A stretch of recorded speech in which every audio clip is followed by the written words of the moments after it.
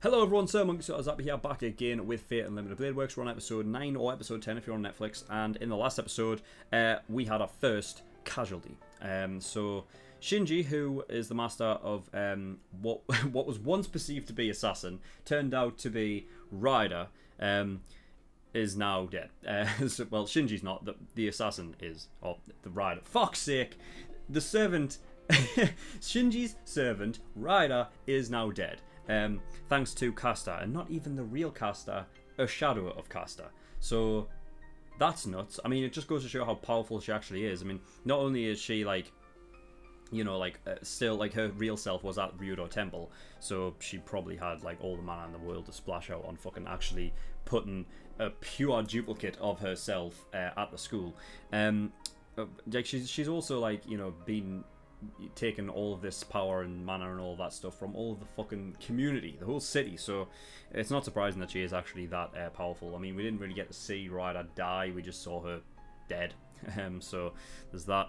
So Shinji is now yeah, I feel like it took like one, maybe 2 episodes of Shinji being a master, and that was it. Like, gone, done, like ultimately pointless in the end. I mean, I don't know what other part he could possibly play in this war from now on. Like, that's it. I mean, he's got command spells, right? He's still got command spells, so I don't know, maybe something could happen. We'll have to see. Depending on who dies, he may get access to a new one. Because that is like sort of in the unofficial rulebook. In it, like the idea that if a master from a servant dies, the servant can be basically gifted to another master, and seeing as he was like an official master, he gets like, he can have free reign over that. So something tells me, because Rin left him alive with his command spells, that tells me that is happening at some point. So it should be fun when that happens. So yeah, I don't think oh yeah, all of the kids and all that at school were basically knocked out unconscious. They're all alive though, so yeah, and also yeah, more of Shiaro like mimicking Archer and all that stuff transferring over. I feel like he is connected to him. He's getting abilities. He's getting Archer's abilities. I'm telling you, he's getting them. But yeah, that's all. So without further ado, we're gonna get into this episode and see what we get off. Let's go.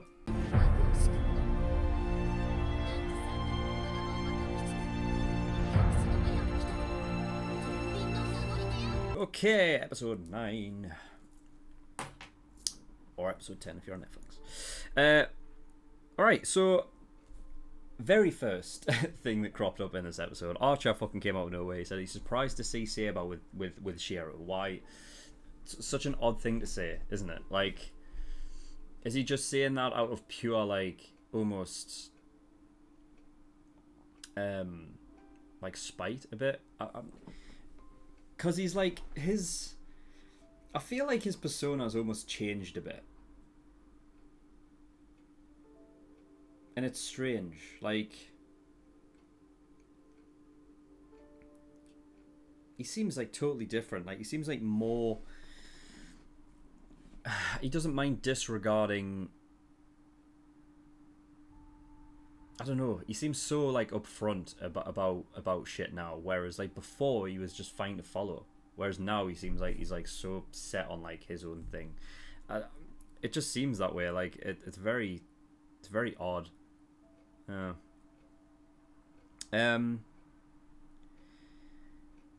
Yeah, so there was no confirmation that Caster actually killed Archer, just that's what was assumed, because Caster was there and also Ryder was there.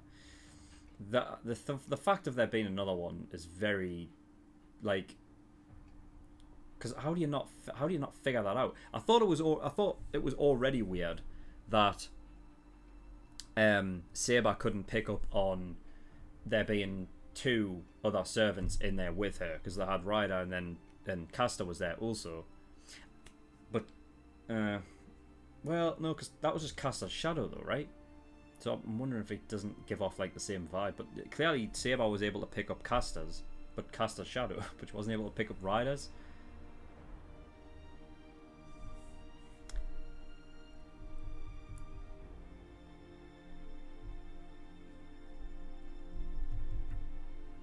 So the odds are of there being Saber, Caster, Ryder, and another one there. It just, I don't know. I don't see how that could be possible. But also just the way that it was presented anyway, like it almost seemed like Caster's shadow was dealing with Saber up top. But I mean, I don't know the extent of Caster's power. If she could she make 2 shadows really? You know what I mean? I don't know. I guess it's possible. But yeah, there's no confirmation for it, but you know, so it's just kind of like out there as a sort of like what might have happened, what didn't. I mean, Shinji was there, so he probably knows more than he's letting on. He's probably just being a bit cowardly and just like not wanting to talk about what the fuck just happened at that point. But yeah, but anyway, he went to see Kirei in the church. He said 6 days have passed since it started, so it's not even that long. Not even a week. Kirei, of course, him being fucking who he is absolutely fine for Shinji to, you know what I mean? Just the idea of using Shinji in that regard, just as like a, oh, so you've got a bit of a vengeful fucking streak in you. Alright, well, there's one free. It has to be Assassin. It has to be. I mean, I talked about at the end of the last episode that I think all 7 servants have now been seen. I think that the fact that Caster summoned Assassin still counts in a way. I don't think there was an assassin already summoned and then once everyone, like all of the pieces were in place, Caster summoned assassin afterwards. So I don't think there's actually 8 servants total. I think there's still just 7. The reason why I think that now is because obviously Shinji's first servant was confirmed to be Ryder, even though I don't know. I don't know. It just doesn't look like one to me. It looks like it's so yeah, I think it has to be Assassin then. The one Caster. Well, it's either that or there was another master with an actual official assassin, and for some reason that master's dead now. I don't know. Like, so, or, oh shit! I think I've just figured it out. This is why Gilgamesh has been talking to Sakura. Oh, fuck. I think there may be... Okay. Things have just, like, added up like a jigsaw puzzle in my head. Because I've been thinking, like, why is Gilgamesh talking to Sakura? Because, remember when Shiro looked at Sakura's, Sakura's hand, and it was like a... it was like... it's like seals used to be there. So if she was an official master of like the official assassin, because it would have to be, right? There's no other one. Then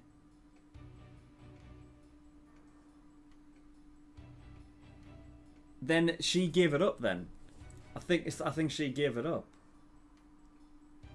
and that's the one that's like, that's the one that's available. That has to be it, right? Because why else would Gilgamesh be talking to Sakura for? That has to be it. That's nuts.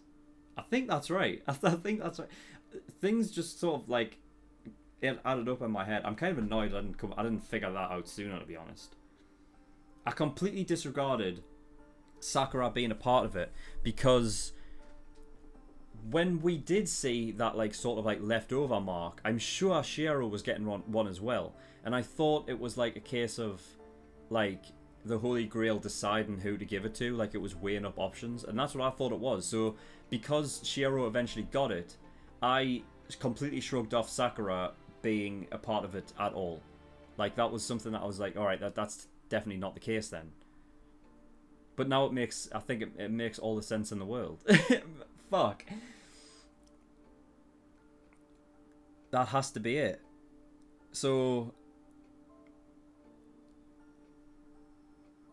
yeah, that has to be it.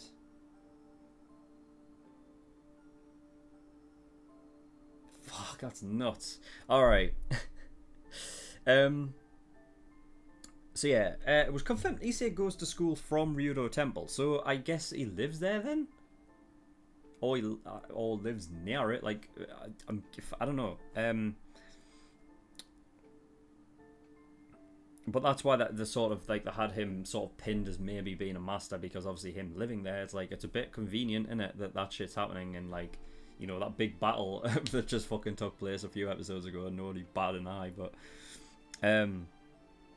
but yeah, he got him to take off all of his clothes, even though that was not necessary at all. And when he was fighting with him, Issei called him a child of a warrior family. What does that mean?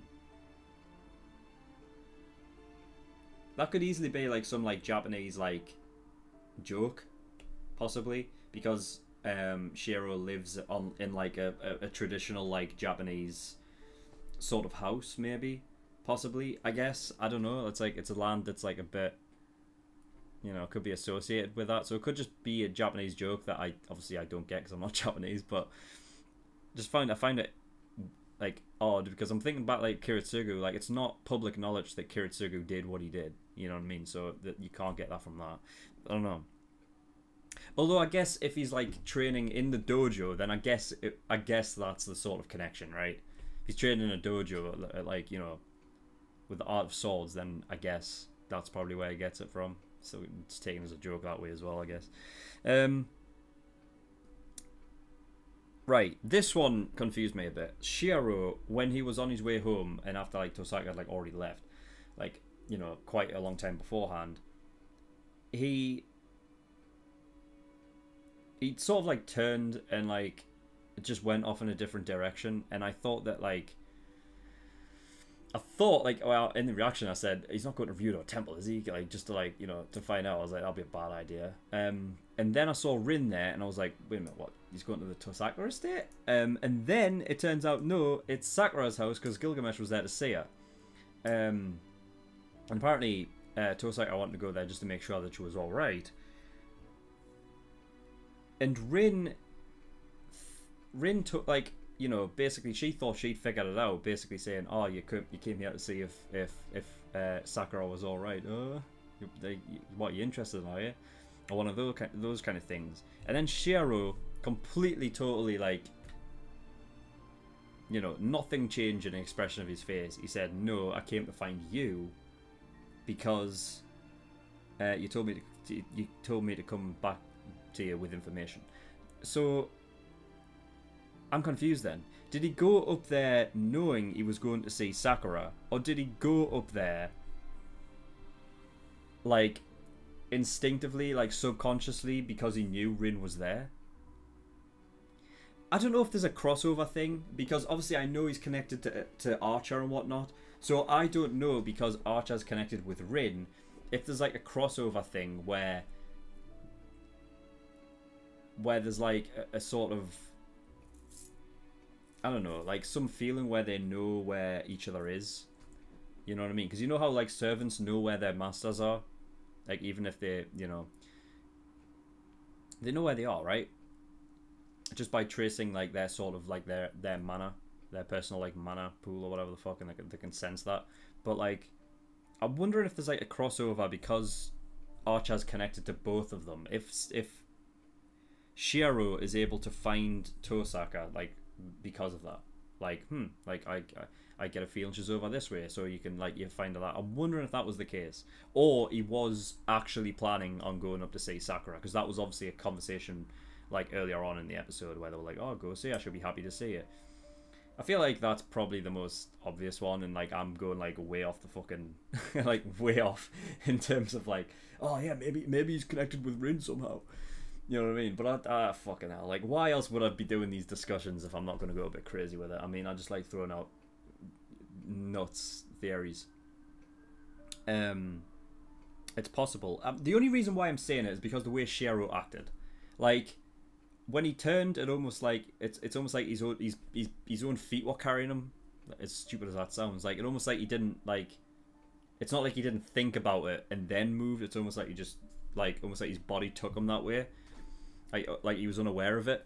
That's what it felt like first when he turned, and then when Rin thought that he was coming to see Sakura, Shiro disregarded that and said, "No, I came here to see you." So, fuck, they could have done it on purpose. Like had Sakura's house up there for that reason, so that you would second guess yourself. the more I talk about it, the more I think that he actually did go there to see Rin, and like he subconsciously knew she was up there. Fuck. Anyway, Rin was asking about Sakura and like adoption and stuff like that, and it kind of makes sense asking Shiro because he knows about it. The difference is Shiro's is like that's such a different situation, and it kind of annoys me that Rin was like, yeah, that's alright, everything's fine, and kind of like disregarded. I hope this is something that comes back up in the future. I really do, because Sakura is such a nice girl that she's not that way inclined to speak up when shit's not good. You know what I mean? Like, she's not having a good time there. God knows what it's like fucking 10 years on, but in Zero it was fucking dreadful. I don't know why that would have changed. I really don't. There's this rumor, like, the rumors of like Shinji physically like abusing her and shit. Like, it's nice to see that Rin's still worried about her in that way though. I like that. And Sakura still does give this sort of like this aura that she is unaware that Rin is her sister. And I don't know if it's all of like the fucking abuse that she's taken like over the past 10 years that's just sort of fucked with her head a bit, but I hope this comes back up. Like, I hope it fucking better. I swear to God, if it doesn't, I'm gonna fucking. And at the end there, Shiro's reasoning for being a hero of justice. It's interesting, like the wording, like Saber like asking like, "Oh, you look up the heroes of justice? Why?" Like. And Shiro's like, why wouldn't I? Like, because it is like one of those things. Like, what do you mean? Why wouldn't I look up to a hero of justice? Like, they do things for the right reasons. It's not really the kind of people you want to look up to. But I'm guessing it's a sort of. Saber doesn't really mean like, oh, why do you look up to heroes of justice? As if it's like a an obvious thing. I think it's more continued on from the Kiritsugu thing, right? Because Kiritsugu's like people's like the way people see Kiritsugu now, they see him in the aftermath of what happened in the Holy Grail War.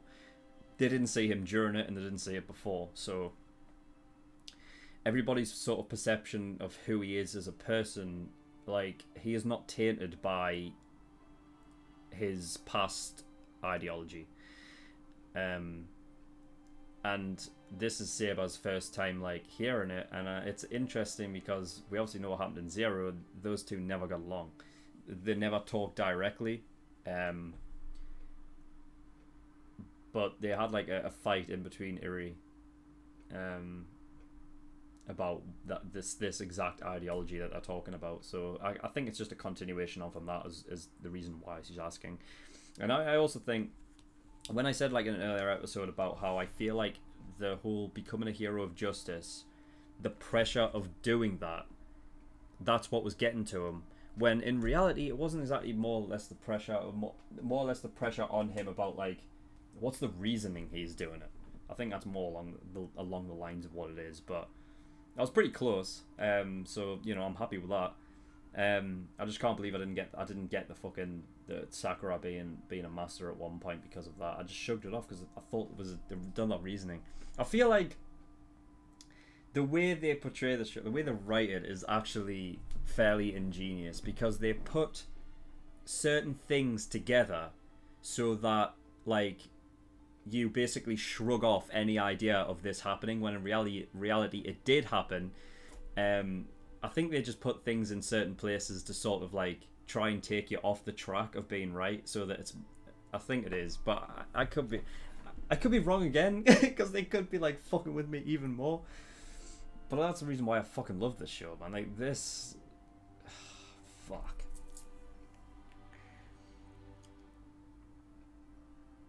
After this, it might take me in. Like after this show, if it keeps going this way, like it might take it into my top 5. After Zero, I was like, I loved it because I love the presentation of it. Like I feel like it has such a different feel to everything else. But even then, I was like, it's probably like 6th in my all-time favorite anime. But I did say specifically afterwards, I was like, should I keep Fate Zero and Unlimited Blade Works separate, or should I like encompass the whole thing as a whole? So instead of it being like, oh, Fate Zero is 6th in my list and Unlimited Blade Works is like 5 or whatever, as opposed to that, it would be like, oh, Fate as a whole is like in a certain spot in my list. Because I feel like it's all the same story. It's essentially the same as like a season 1, season 2, season 3, season 1 kind of deal. I feel like, because it all just encompasses the same story, you know. So I think if it keeps going this way, like, I think this is going to end up being in my top 5. We'll just have to wait and see how it goes up. But yeah, that was all. So thank you everyone for watching. In the description below, links to certain things. Discord, get yourself over there for all the information you need regarding my channel, and also I am over there along with the community. So if you want to get involved and talk to us, then you feel free to. Links in the description. SirMonkeySuit.com, my website, all my content is over there. Go over there and become a member. And Patreon. I do have a Patreon. If you do want to support me, that'd be very much appreciated. There's a bunch of different tiers and rewards depending on how much you want to support me with. So there's $5 early access, gives you access to shows a week early, and you get 4 episodes of Fate every week. Full length, $10, that gives you access to my full length library. Everything I do gets a full length. $15, that is the elite, not the elite, the exclusive tier. That gives you access to a bonus show which I'm currently reacting to, which is 7 Deadly Sins. So if you're interested in that, get yourself over there and become an exclusive tier patron.